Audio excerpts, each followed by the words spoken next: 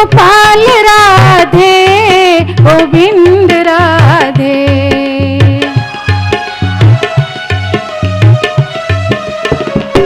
मेरे श्री राधे।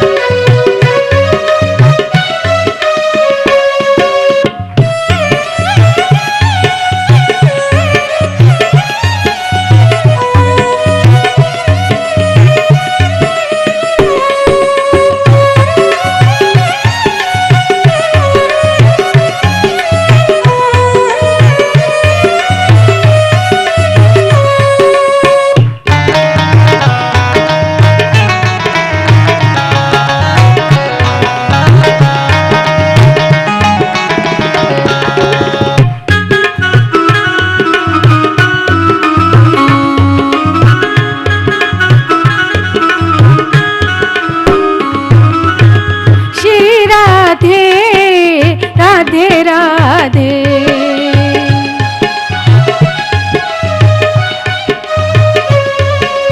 राधे राधे गोपाल राधे।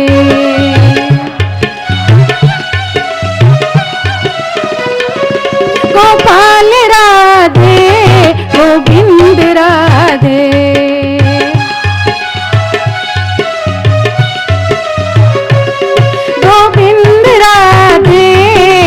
राधे राधे।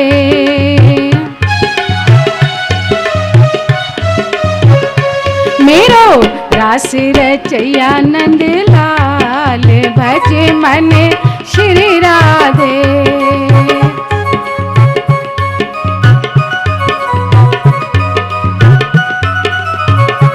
मेरो रास रचैया नंद लाल भज मन श्री राधे।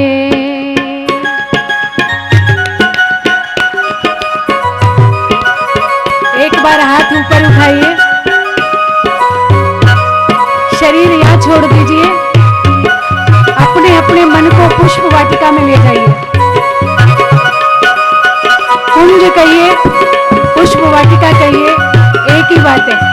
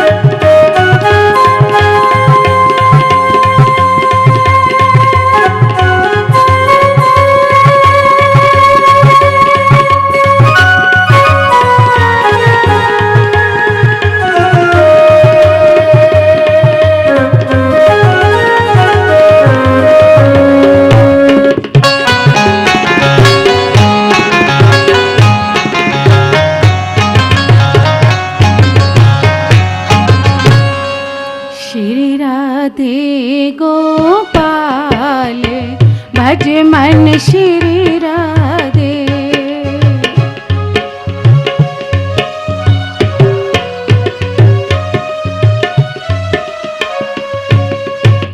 श्री राधे गोपाल भज मन श्री राधे।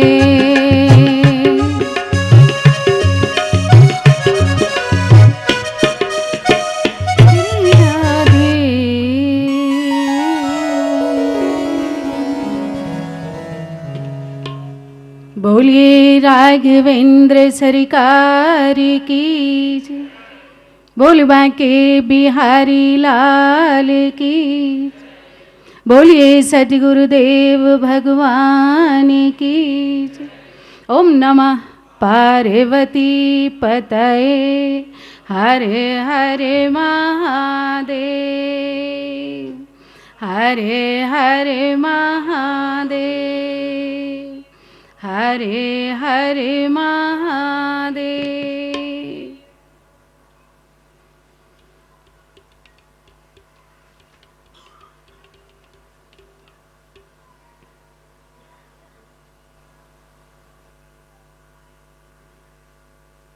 नील सरोरु नीलमणि नील नीलधर साम, लाजहि तन शोभा निरखी कोटि कोटि सतकाम। भगवान श्री राघवेंद्र का प्राकट्य। तपस्या की कसौटी मनु जी महाराज की। कल आपने अति उल्लास, अति हर्ष के साथ, उमंग के साथ भगवान श्री राम का जन्म अवतरण दिवस मनाया। कई प्रश्न होते हैं जिज्ञासुओं के मन में। क्या उस निर्गुण निराकार का जन्म हो सकता है?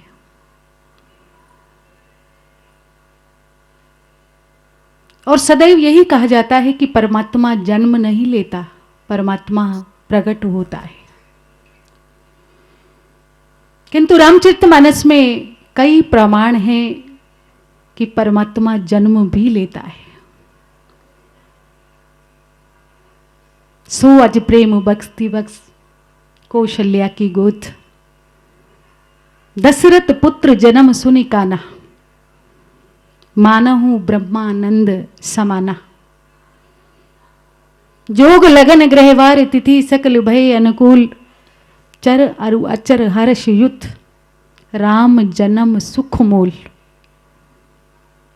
यहां जन्म की बात है।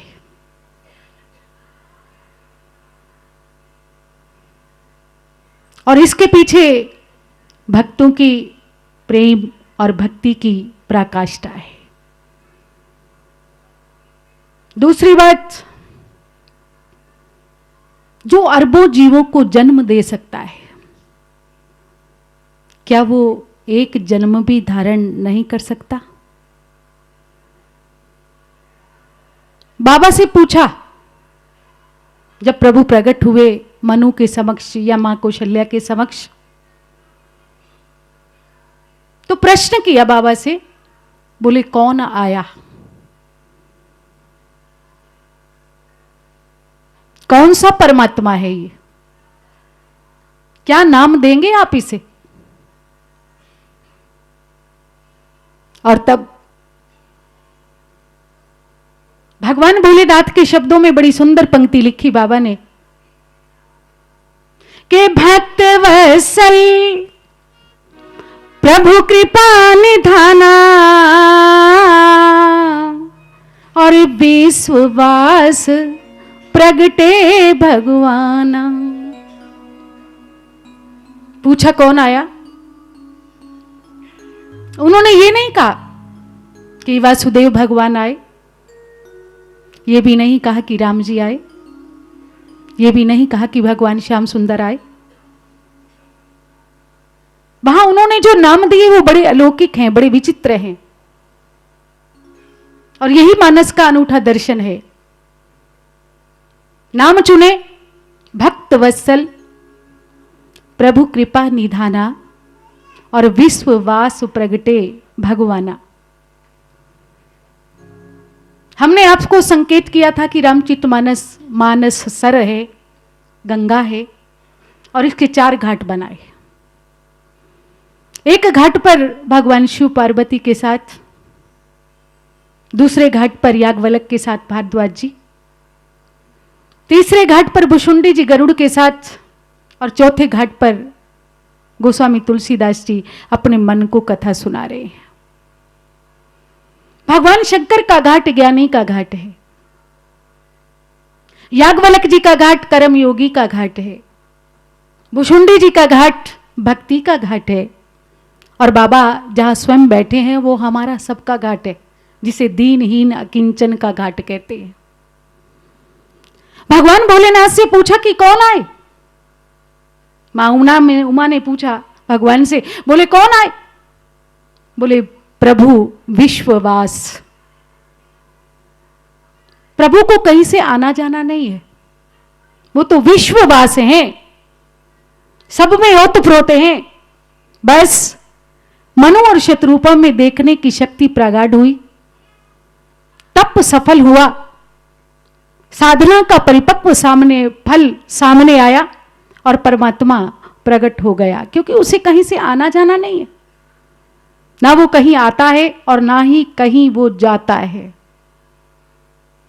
विश्ववास प्रगटे भगवाना। कर्म योगियों से पूछा, बोले कौन आए? याज्ञवल्क्य जी से पूछा भारद्वाज जी ने कि प्रभु जब प्रकट हुए तो कौन है ये, कौन से प्रभु हैं? बोले भगवाना। ये भगवान है, क्योंकि कर्म योगी अपने कर्म को महत्ता प्रदान करता है। मंथन किया, कर्म किया, तपस्या की, बोले ऐसा परमात्मा किस काम का जो संसार के सृष्टि को करोड़ों रूप दे, करोड़ों नाम दे और स्वयं एक भी रूप धारण ना कर सके। ये तो भगवान हैं। जब सृष्टि को बना सकते हैं, करोड़ों रूप प्रदान कर सकते हैं, तो एक रूप वो अपना भी बना सकते हैं। इसलिए ये भगवान है और भगवान शक्तिमत्ता का प्रतीक है। 8 ऐश्वर्यों से युक्त है जो, उसका नाम होता है भगवान। और जिसके पास समस्त ऐश्वर्यों का भंडार है, वो कभी भी किसी भी रूप में कहीं भी अपने आप को प्रकट कर सकता है। आपके कर्म में, आपके कर्तृत्व में जब निरअभिमानता आती है, जब नम्रता आती है, जब विनम्रता आती है, तो प्रभु को देखने की शक्ति प्रगाढ़ हो जाती। तब भक्तों से पूछा, भुषुंडी जी से पूछा गरुड़ जी ने, बोले कौन आए? बोले भक्त वत्सल।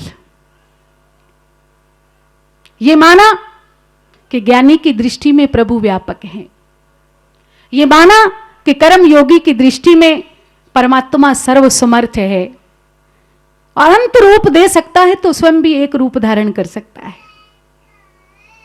यह बिल्कुल सच है, किंतु वो व्यापक परमात्मा तब तक सामने नहीं आया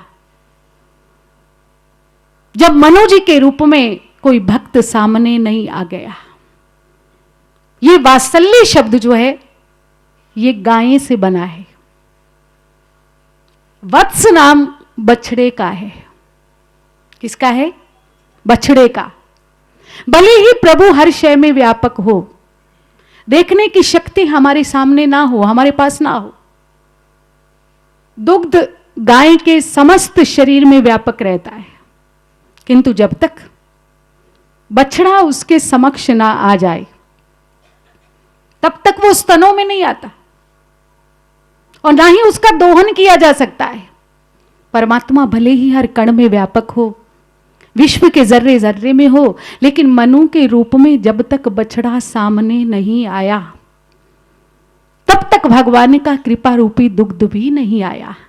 उस कृपा रूपी दुग्ध को पीने के लिए हमें मनु जैसा बछड़ा बनना पड़ेगा, और तब वो तो वत्सल है, भक्त में वात्सल्य है, और वात्सल्य रूपी दुग्ध तभी बरसता है जब भक्त स्वयं बछड़ा बनकर उनके समक्ष आ जाए, उसमें एक प्यास जाग जाए। हमारे यहां कई जगह शास्त्रों में यह वर्णन आता है, श्रीमद् भागवत में भी कथा आती है कि पृथ्वी ने पृथु ने जब पृथ्वी का दोहन किया तो पृथ्वी को गाय बनना पड़ा, और तब पृथ्वी ने कहा कि तुम मेरा दोहन करो। दोहन करने के लिए वहां भी एक बछड़े की आवश्यकता पड़ी। आप श्रीमद् भागवत का श्रवण बहुत करते हैं, बताइए कौन बना बछड़ा? वहां किसको बछड़ा बनाया गया? यहां मनु बछड़ा बने हैं परमात्मा को प्रकट करने के लिए। श्रीमद् भागवत में भी गौ दोहन का प्रसंग है और उसमें भी एक बछड़ा चाहिए, क्योंकि जब तक बछड़ा नहीं आएगा तब तक गाय दूध देगी नहीं। सिमट कर दूध उस स्थान पर नहीं आएगा जहां आपने दोहन करना है। कौन बड़ा बछड़ा? याद है आपको? बछड़ा बनाया गया। वहां भी देवताओं से कहा गौ का दोहन करो, दैत्यों से भी कहा कि गौ का दोहन करो। देवताओं ने इंद्र को बछड़ा बनाया, किसका दोहन करने के लिए? पृथ्वी रूपी गाय का। और दैत्यों ने किसको बनाया? अब तो याद आ गया होगा, पर इतने ध्यान से कौन सुनता है कथाएं? और सच बात तो यह है कि इन पक्षों को कई बार प्रवक्ता भी प्रस्तुत नहीं करता, जबकि ये हमारे लिए बड़ी काम की चीज है। दैत्यों ने भी बछड़ा बनाया क्योंकि दैत्यों को भी दोहन करना है। किसको बताया? ये भी नहीं पता। देवताओं ने इंद्र को बछड़ा बनाया और दैत्यों ने प्रहलाद को बछड़ा बनाया। कौन बना बछड़ा? प्रहलाद बछड़ा बना, जिसने उस पृथ्वी रूपी गौ का दोहन किया। तो सीधी सी बात है कि परमात्मा हर शय में व्यापक है, किंतु उसे प्रकट करना है तो अपने जीवन को बछड़े जैसा बनाना पड़ेगा, वत्स जैसा बनाना पड़ेगा, सरल बनाना पड़ेगा, स्वच्छंद बनाना पड़ेगा, और तब कहीं जाकर के उस दुग्ध का सुंदर पान, स्वच्छ पान, ध्वल पान हम कर पाएंगे। गोस्वामी तुलसीदास जी से पूछा कि कौन आया? चौथे घाट पर वो बैठे, बोले प्रभु कृपा निधाना। ये तो कृपा निधान है, इसे जीव भला अपनी साधना से कैसे प्राप्त कर सकता है? ये जब भी आएंगे तो अपनी कृपा से आएंगे, अपनी कृपा से प्रकट होंगे, और तब उन चारों घाटों पर अलग अलग नाम देकर प्रभु को निर्गुण निराकार से साकार बनने पर मजबूर कर दिया। भगवान शंकर कहते हैं विश्ववास आए, याज्ञवल्क्य जी कहते हैं कि भगवान आए, भुषुंडी जी कहते हैं कि भक्त वत्सल आए, और दीन न किंचन हमारा मन कहता है कि नहीं, ये तो कृपा निधान है, जब भी आएंगे तो अपनी कृपा से ही आएंगे। जीव भला कितनी साधना कर सकता है, कितनी तपस्या कर सकता है? जीवन तो क्षण भंगुर है, वो भला परमात्मा को कैसे बाध्य कर सकता है कि आप आइए? किंतु ये परिपाटी मनु जी ने बनाई। ज्ञानी कहता है कि भक्त जैसा है उसे वैसा ही जानो और वैसे ही प्राप्त करो। भक्त ये कहता है कि नहीं, परमात्मा जैसा है वैसा रहे अपने घर, हम जैसा चाहेंगे उसे अपनी इच्छा के अनुरूप चलाएंगे, अपनी इच्छा के अनुरूप बनाएंगे। जिज्ञासुओं ने फिर ये प्रश्न किया, बोले ठीक है, मान लिया कि आपके विश्ववास हैं, आपके भक्त वत्सल हैं, आपके कृपा निधान हैं, आपके भगवान हैं, किंतु ये जो परमात्मा के लिए शब्द आए, नील सरोरु नील मणि नील नील धर श्याम, लाजई तन शोभा निरिखी कोटि कोटि सतकाम, क्या एक शब्द से काम नहीं चलता? यहां चार चार बार नील शब्द का आवाहन किया गया, और यहां भी वही चारों पक्ष हैं, चारों घाट हैं। नील सरोरु कमल का प्रतीक है, और व्यक्ति जब भी कर्म करे तो ब्राह्मण्या आधाय कर्माणि संगम त्यक्ता करोति या लिप्यते नासा पापेन पद्म पत्रम इवाम्बसा। कर्म योगी को सदैव कमल की तरह रहना चाहिए कि जल में कमल तो रहे लेकिन कहीं कमल पर जल ना आ जाए, और अगर कदाचित कमल पर जल आ भी जाए तो मुक्ता फलाश्रियम, वो मोती की शोभा को धारण करे, लेकिन वो तब होगा जब वो कमल नार से जुड़ा है, नाभि से जुड़ा है, तो उसमें आभा है, उसमें चमक है, वो परमात्मा के सत्व की, परमात्मा की सत्ता की। सदैव वो याद रखे कि जो कुछ भी मैं कर रहा हूं वो परमात्मा की सत्ता से कर रहा हूं। तो लिप्यते नासा पापेन, तो नील सरोरु कमल का प्रतीक है और इसमें कर्म योगी को निहित किया गया। दूसरा शब्द नील मणि, ज्ञानी को सदैव मणि की तरह अचल और स्थिर होना चाहिए। ज्ञान प्रचंड लो की तरह है, चमकती हुई स्थिरता, जिसमें प्रकाश ही प्रकाश है, कहीं भी तमस नहीं है, कहीं भी मोह नहीं है, कहीं भी मद नहीं है, कहीं भी काम क्रोध आदि का प्रवेश नहीं है। नीलधर शब्द कृपा के अर्थ में आता है कि कृपा बरस रही है। किस अर्थ में आता है? प्रभु कृपा निधाना। नीलधर, कृपा करना उनका स्वभाव है, बरसना उनका स्वभाव है, बिना बरसे वो कभी रह ही नहीं सकते। इसलिए कहा कि ये तो नीलधर है, इसमें तो कृपा का जल लबालब भरा हुआ है। बस हमारे जीवन में एक तड़फ जागे, एक प्यास जागे, जैसे तपती हुई गर्मी में हम